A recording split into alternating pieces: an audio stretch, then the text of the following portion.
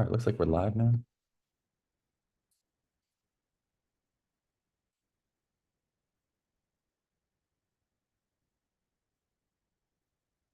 Okay.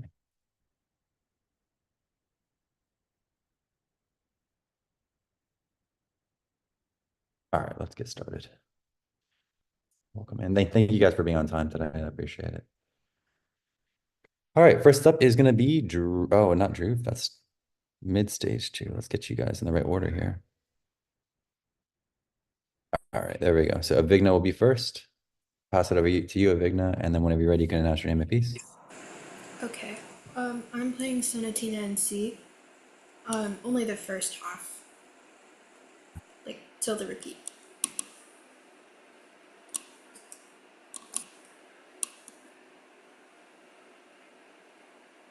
Okay.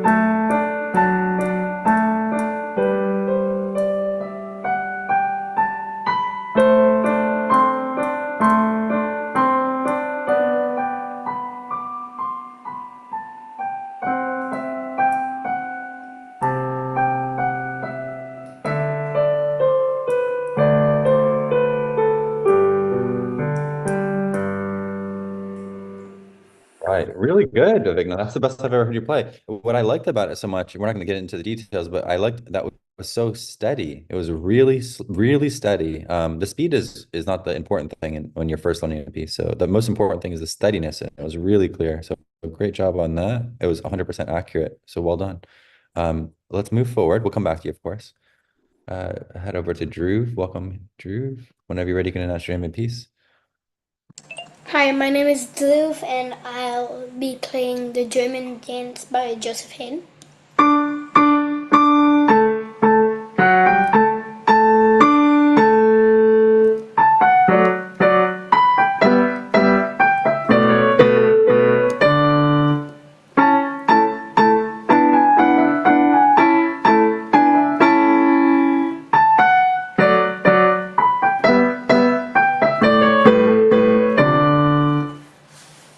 All right, right on plus with you. Really, really nice.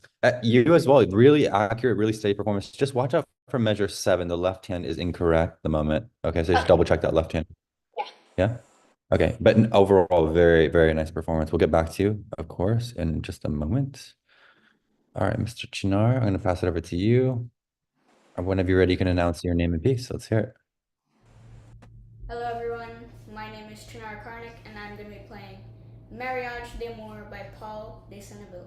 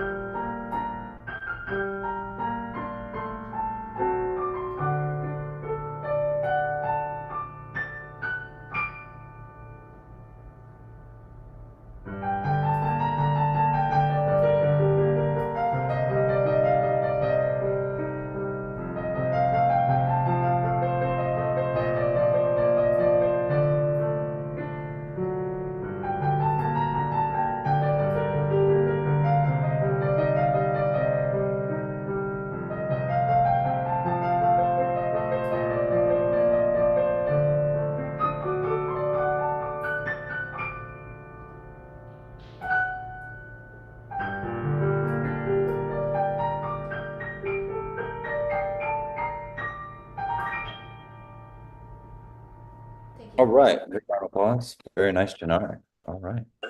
So nice. I really appreciated how you were reading this score so carefully. A lot of people, when they play this, they often miss the very, very tiny eight. I don't know, like obviously you saw it, right? You know what I'm talking about? Yeah, I know you know what I'm talking about. Everyone always forgets this little tiny eight. There was very small stuff that you missed, but overall, very, very strong read. The only spot that you might want to check is measure 36 here. Right here. This is a C here. I think you play D. No, it's right there. But small stuff, very small stuff. Really nice performance, and thank you for grabbing all those details. Okay, let's move forward. We'll come back to you in a second. We got one more performer who just entered, which is Miss Mila. So let's pass it over to Miss Mila. Looks like you probably should have gone first today, but let me pass it over to you now. Replace the spot. Okay, there we go. Whenever you're ready, you can announce your name and piece.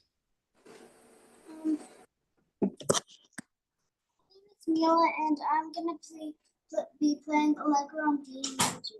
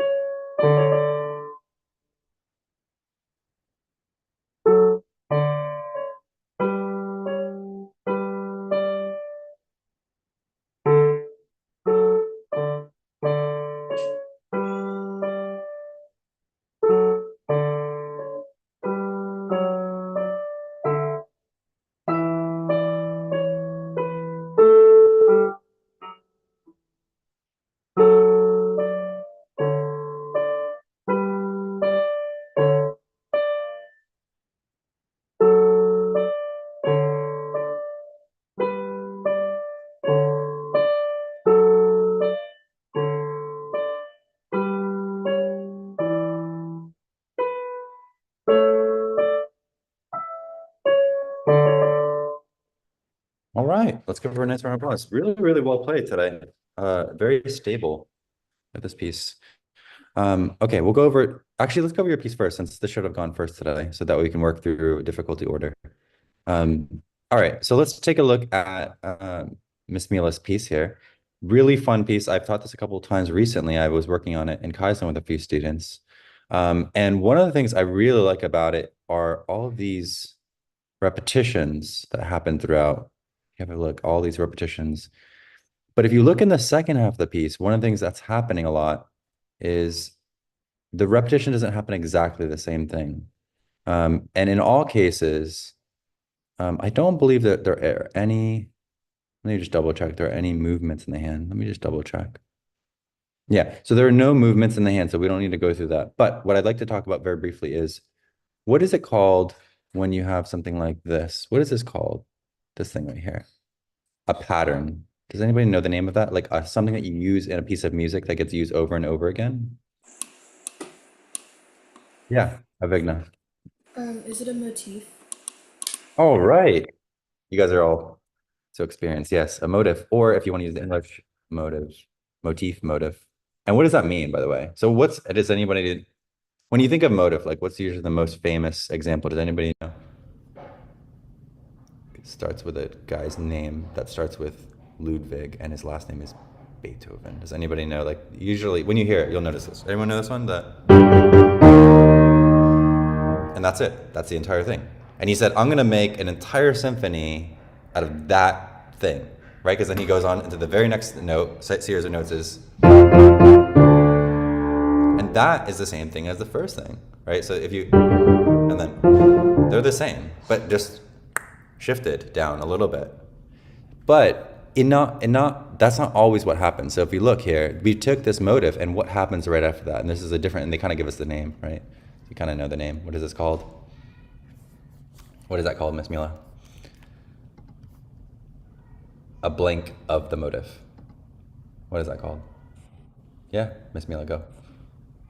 What is it called?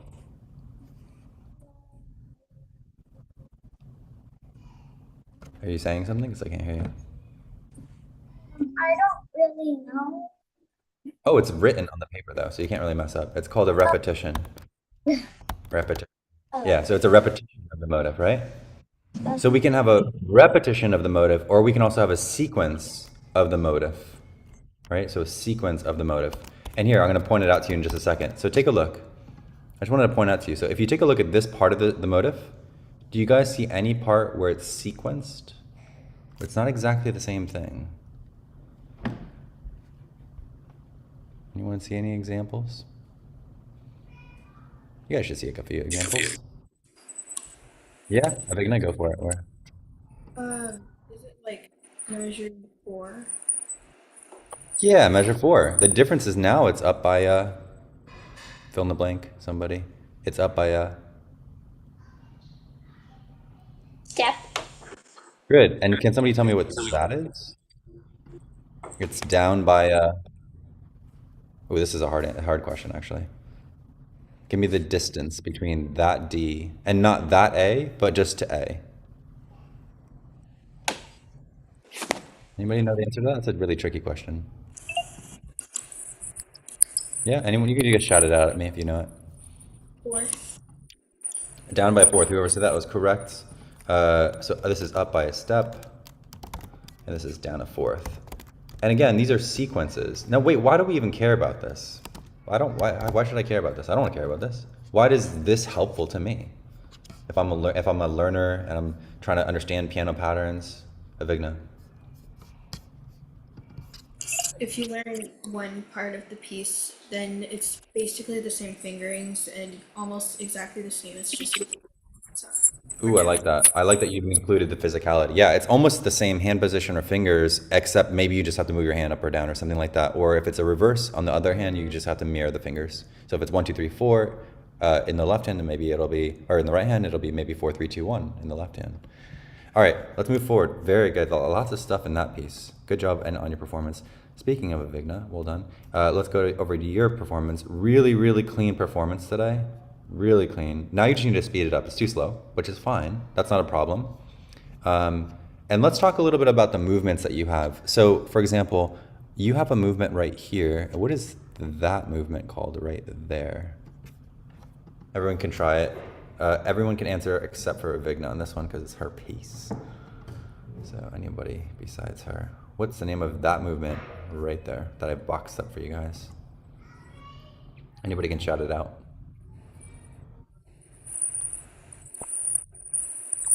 Anybody know? Maybe a crossover with the two. Yes, thank you so much for answering. That's exactly right. It's a crossover. It's not a pivot crossover though. If you're wondering, is this a pivot crossover? It's not, because your thumb is going to be mobile. It's going to be moving with you. So you're going in 2, 3, 2, 3, 5, 4, 3, 2, 1. Here's another question. Oh, and why don't we label that, right? Let's take a second. I'm not the best drawer, but I'll try my best to draw here. So there's a crossover right there. Ta-da. And what's the movement that happens between here and here? This is actually quite awkward, this movement. Anybody know what that is? And you can try it, right? So your thumb's on G, and then all of a sudden your second finger is going to C. So the way you figure out the answer to this question is, how far is your second finger moving from where it is here It's a double. to here? And that's the answer. Thank you so much, Drew. Very good. Yeah, Drew got it. Drew's on it today. This is a double stretch because if you look from here to here, we're moving by 2 steps. 2 steps, or a skip if you like to call it that. The distance between here and here is not 2 steps, but the distance of what your fingers are moving, right? We're talking about the physicality. Then we've got another moment here where we get to a triple stretch, back to it. Oh, there's an interesting moment right here. What's this? Play that and see how your hand feels. It should feel a little bit funny. Why is that? What movement is that? Your thumb is on C. Your fourth finger is on E above that. That doesn't make sense, right? If we just look at that and just like in a still moment in time, that shouldn't make sense there. What is that called?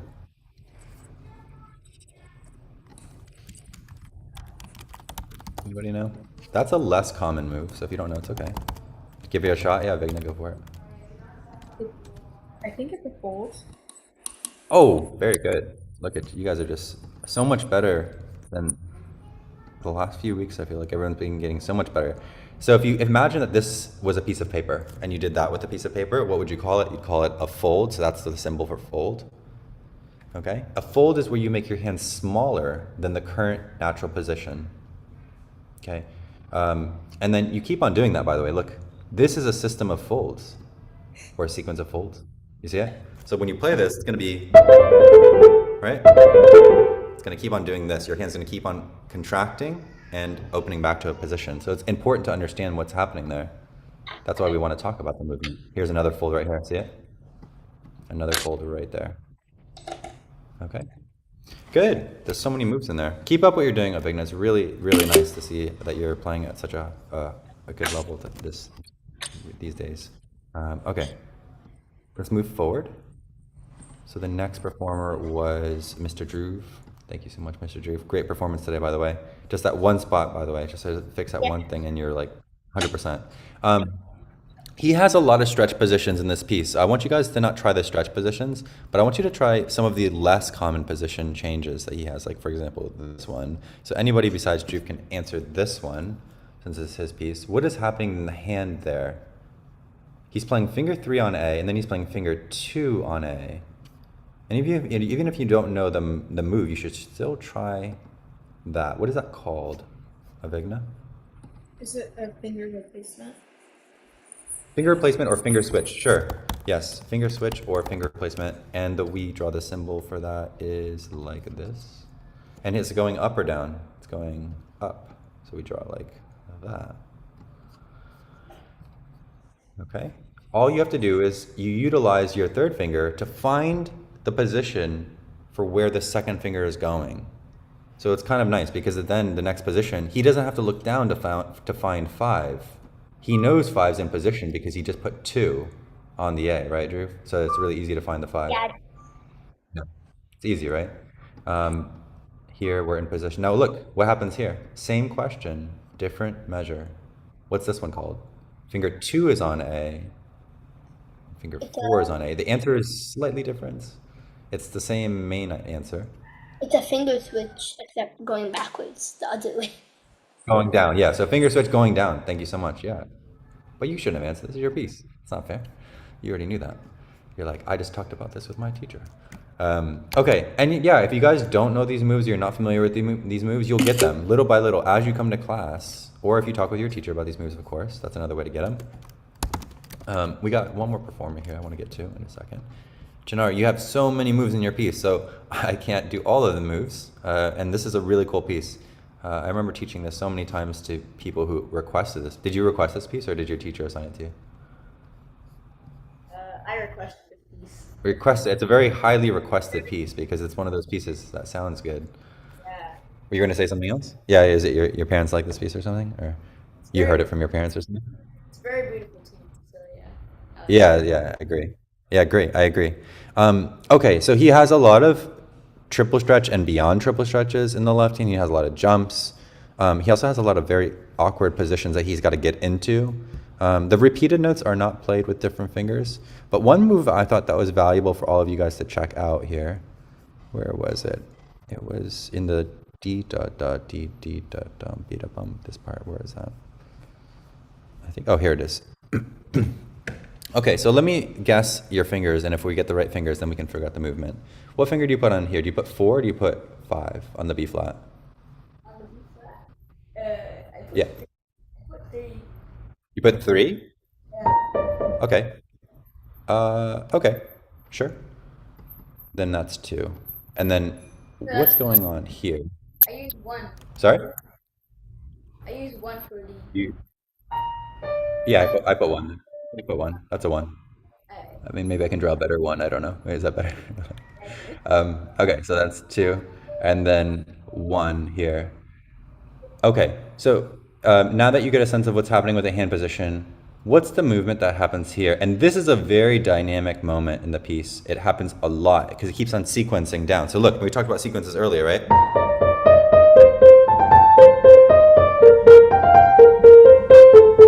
Right, that whole thing that happens. What's that in that sequence? What's happening? I guess you could also put 3 here. So if you put 3 here, if you put, do you put 2 here or you put 3 here? Where you're. On the E flat.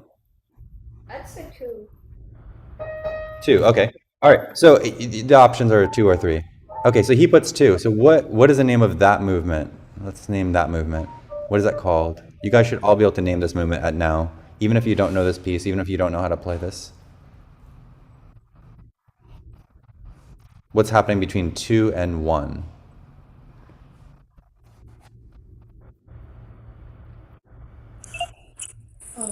Are you stretching? It is a stretch position, and it's a single stretch. Now here's where it gets tricky. If you think about it, is there a move from here to here if you are now stretched with your second finger on E flat?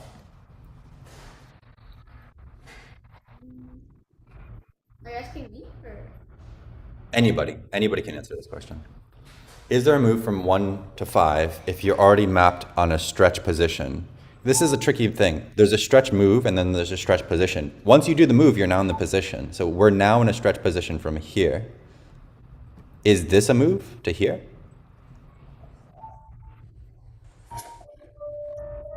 This is like a little bit more advanced to think about. Some of you guys who are in mid-stage 2, early stage 2 should be able to figure this out. Did you need to move to A? If you do, then you're using the wrong hand position. If you don't, I'll give you the answer. It is no move here. So if you're using this set of fingers, there is no move between 1 and 5, right? Because once you put 2 on E flat, you're in position on the A, right? Yeah.